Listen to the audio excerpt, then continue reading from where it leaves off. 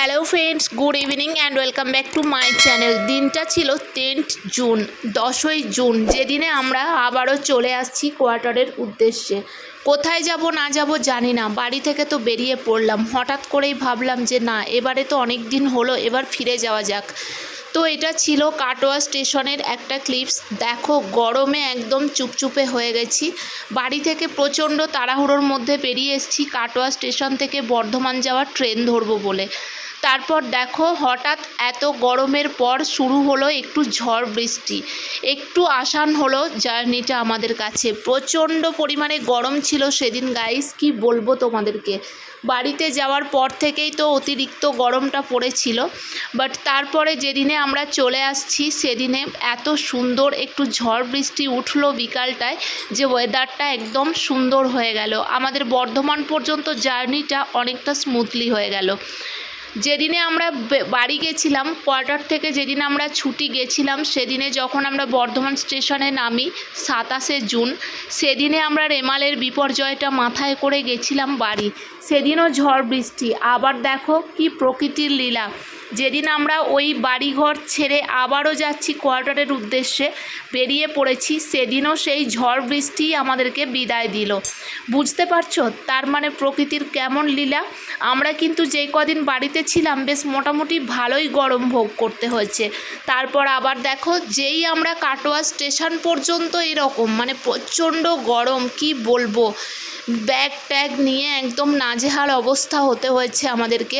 বাড়ি থেকে আসার সময় লাগেজটা একটু বেশিই হয়, তো সেই সমস্ত নিয়ে অনেকটা কষ্ট করে এসছিলাম বর্ধমান স্টেশনে। তো তারপর কাটোয়া স্টেশনে আসার পর ফাইনালি দেখো, কাটোয়া থেকে একটু ট্রেনটা যেই ছাড়লো, কাটোয়া থেকে বর্ধমান আমরা লোকাল ট্রেনেই এসছিলাম এবারে, আর গাড়ি করিনি। আর মেজদির ছেলে সৌমিক এসছিল আমাদেরকে ট্রেনে ছাড়তে, বর্ধমান স্টেশনে এসছিল ও ছাড়তে, যেহেতু আমাদের কাছে লাগেজ ছিল অনেকগুলো, তার সাথে রয়েছে বাবান ছোট। তো বেশ ঝিকিমিকি সন্ধ্যা গড়িয়ে পড়েছে, মোটামুটি 5:50 ট্রেনে আমরা যাচ্ছি বর্ধমান।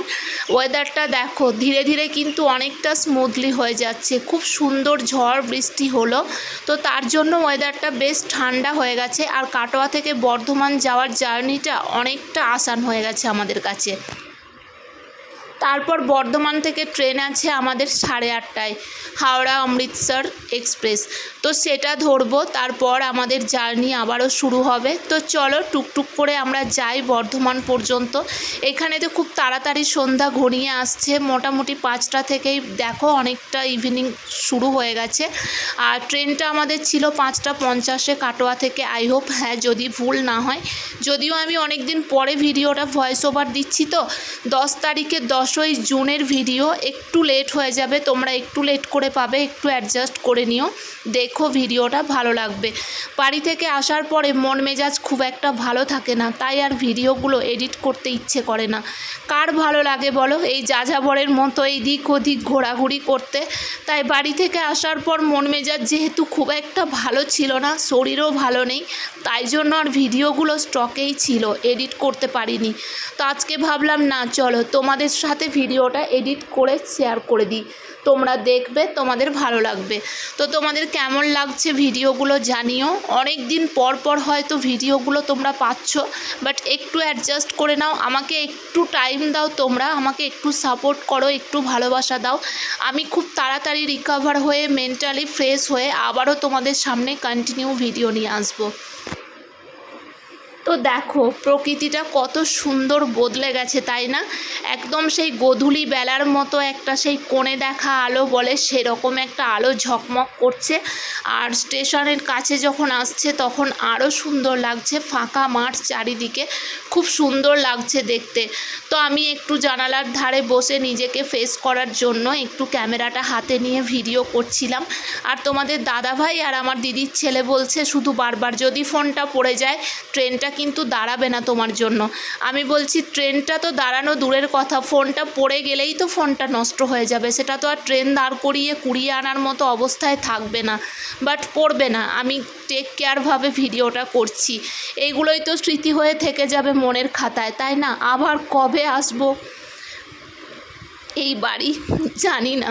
তো ভিডিওটা এডিট করার সময়ও মনে বুক ভরা কষ্ট চেপে রেখে ভিডিওটা এডিট করছি। বাড়ির কথা ভীষণ মনে পড়ছে, বাট ওই যে আমাদের যাযাবরদের মতো জীবন, আজ এখানে তো কাল ওখানে, পাখি হয়ে ঘুরে বেড়াই আমরা। তো চলো তোমরা ভিডিওটা কন্টিনিউ করো, আই হোপ তোমাদের ভালো লাগবে। তো তারপর ফাইনালি আমরা বর্ধমান স্টেশনে পৌঁছে গেছি। 7:30 নাগাদ আমরা বর্ধমান স্টেশনে নেমে পড়েছি। তো ওখানে বসে আছি, দেখে বুঝতে পারছো মনে হচ্ছে বাথরুম থেকে সদ্য স্নান করে বেরোলাম, এত গরম। তারপর গাইস ট্রেনে ওঠার পরে সমস্ত চেঞ্জ এনাফ করে নিয়েছিলাম তিনজনেই, তোমাদের দাদা ভাই, আমি, বাবান, তিনজনেই চেঞ্জ করে নিয়েছি। এত অতিরিক্ত গরম ছিল। বর্ধমান স্টেশনে আসার পরে আবারও সেই অমনি গরম, প্রচণ্ড গরম করছিল, কারণ স্টেশনে যেহেতু প্রচণ্ড লোকের ভিড়। তো তারপর গরমে আর প্রচুর লাগেজ ছিল আমাদের কাছে, একটু টানামানা হয়েছে। তো সেই জন্য অতিরিক্ত গরমে আমাদের নাজেহাল অবস্থা হয়ে গেছিলো। তারপর সমস্ত A to Z change enough করে ভালোভাবে ফ্রেশ ট্রেশ হয়ে রাত্রি ডিনার কমপ্লিট করে শুয়ে পড়েছিলাম। সেদিনে আর কোনো ক্লিপস নিতে পারিনি, যেহেতু অনেকটা রাত্রি হয়ে গেছিলো। আমাদের 8:30টায় ট্রেনের টাইম ছিল। তারপর ফ্রেশ ট্রেশ হয়ে খাবার খেয়ে শুয়ে পড়েছিলাম। আর যেহেতু রাত্রি হয়ে গেছিলো, সবাই লাইট অফ করে দিয়েছিল, তাই আর কোনো ক্লিপস ক্যাপচার করতে পারিনি। এটা ছিল নেক্সট মর্নিংয়ের ভিডিও। দেখো এসি কম্পার্টমেন্টের টিকিট আছে, তাই একটু রিল্যাক্সভাবে শুয়ে শুয়ে তোমাদের জন্য একটু ক্যাপচার করে নিলাম, আর সেটাই তোমাদের সাথে শেয়ার করছি।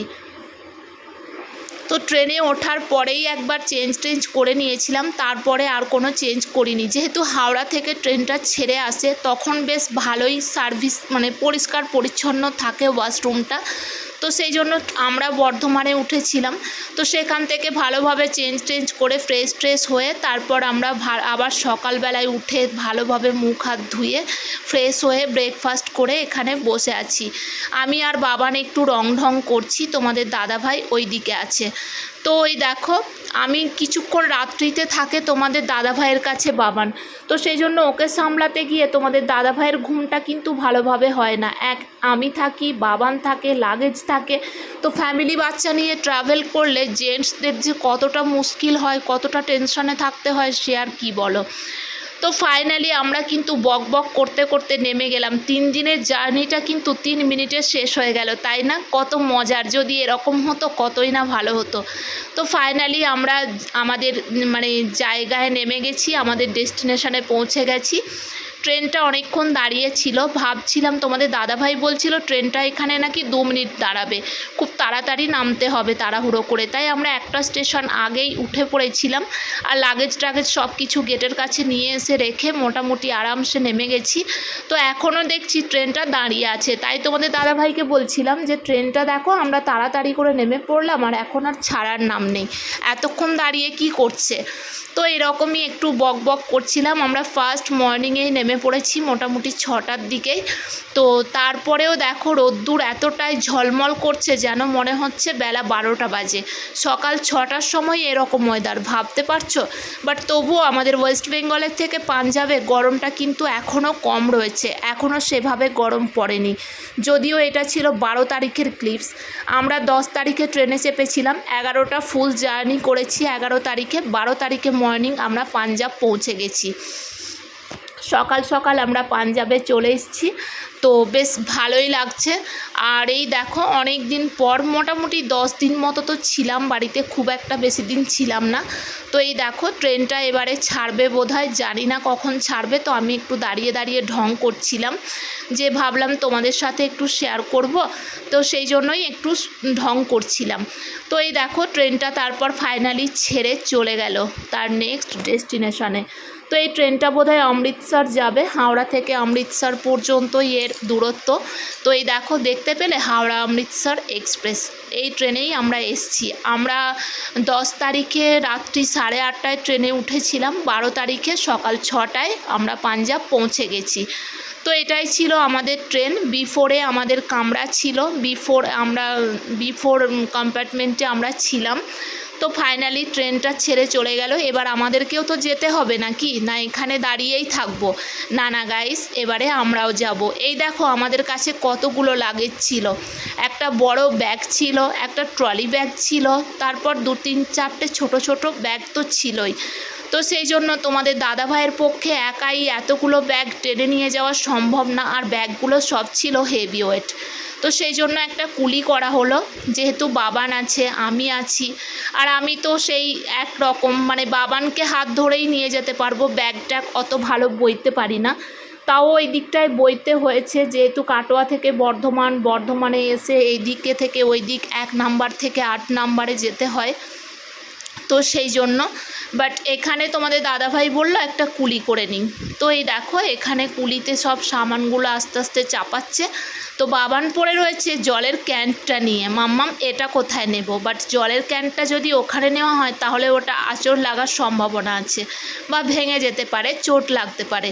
তো সেই জন্য ওই আঙ্কেলটা বাবানকে বলল, বাবা এটা ওখানে নিতে হবে না, এটা তোমার মাম্মাম পাপা হাতে নিয়ে নেবে। তারপর একটা ঘটনা ঘটে গেছে। ব্যাগটা দেখছো আমাদের এতটাই লাগেজ ছিল, এতটা হেভি ওয়েট ছিল, ব্যাগটা কিন্তু টানামানা করতে করতে ছিঁড়ে গেছে। কারণ আমরা যেহেতু বাড়ি থেকে টোটোয় এসেছিলাম কাটোয়া স্টেশন থেকে বর্ধমান স্টেশন 1 নাম্বার থেকে 8 নাম্বার প্ল্যাটফর্মে আমাদেরকে যাওয়া আসা করতে হচ্ছে, আর ব্যাগটা ছিল অনেকটা হেভি ওয়েটের। বাড়ি যাওয়ার পর তো যখন আসি, মা তখন কি দেবে আর কি না দেবে খুঁজে পায় না। যতক্ষণ পর্যন্ত না বাড়ি থেকে বেরিয়ে আসবো ততক্ষণ পর্যন্ত মা একটা একটা করে জিনিস ব্যাগের মধ্যে ঠুসে ঠুসে ভরতেই থাকে। তারপরেও আসার পরে বলবে, এইটা দিলাম না রে, ভুলে গেছি, এটা নিয়ে গেলি না রে, ভুলে গেছি। এইরকমই হয় মায়েদের মন, তাই না? তো দেখো মা বলে বাইরে তো সব জিনিস কিনে খেতে হবে, একটু বাড়ি থেকে যদি কিছু নিয়ে যাস তো অসুবিধাটা কী আছে, বাট কিভাবে নিয়ে আসবো বলো তো? তো এই কথাগুলোই যখন ভাবছি তখন মনটা কষ্টে ভরে যাচ্ছে। সত্যি মায়ের মতো বোধহয় আর কেউ হয় না, তাই না? সবার মনটা যদি আমার মায়ের মতো হতো তাহলে বোধহয় পৃথিবীটা আরও ভালো হয়ে যেত আমার কাছে। তো যাই হোক, সেসব কথা কখনো পরে একদিন তোমার সাথে শেয়ার করব, যে আমার জীবনে কি ঘটছে, হঠাৎ করে এত কষ্টে কেন আছি আমি, সবটা তোমাদের সাথে শেয়ার করব। দেখো তো কুলি ওখানে সব লাগেজগুলো নিয়ে চলে গেল, আর যে হাত ব্যাগটা ছিল সেটা তোমাদের দাদাভাই নিয়ে গেল। আর আমি হেলতে দুলতে পিছনে পিছনে যাচ্ছি, আমার শরীরটাও তো খুব একটা ভালো নেই। তো সেই জন্য আমি টুকটুক করে পিছন পিছন একটু ক্যামেরা করতে করতে যাচ্ছিলাম, ভাবলাম তোমাদের সাথেও একটু শেয়ার করা হবে। আর এই স্টেশনটা খুব একটা বড় ছিল না, এই স্টেশনটা থেকে আমাদের ক্যান্ট বা কোয়ার্টার খুব কাছে।